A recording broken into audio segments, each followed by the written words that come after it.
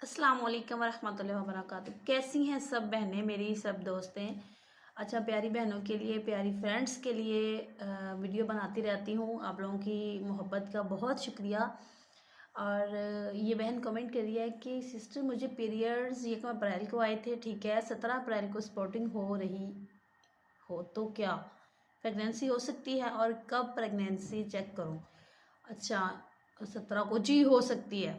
देखो ना, मिड में हमल होता है, तो मिड तो हो गया है, 17 दिन बाद 12वें दिन क्या पता हो गई हो। 17 को आपको हुए तो यकम को हुए, सॉरी, ठीक है, तो 12 तारीख को हमल हो सकता है, 13 को हो सकता है, 14 को हो सकता है। तो आप वेट करें, कुछ भी ना करें। यकम अप्रैल से यकम मई के 7 दिन बाद, ठीक है, मई की 7 तारीख के बाद पीरियड्स की जो डेट होती है उससे 7 दिन ऊपर होने के बाद चेक करना चाहिए। फिर काबिल एतमाद टेस्ट होता है। अगर आप पहले चेक कर लेते हैं तो HCG हार्मोन हमल होने के बाद जो बॉडी में होता है तो उसकी मकदार अभी थोड़ी होती है, तो टेस्ट क्लियर नहीं कर पाता। इस वजह से आप कोशिश किया करें कि 7 दिन ऊपर होने के बाद टेस्ट किया करें। थैंक यू बहना।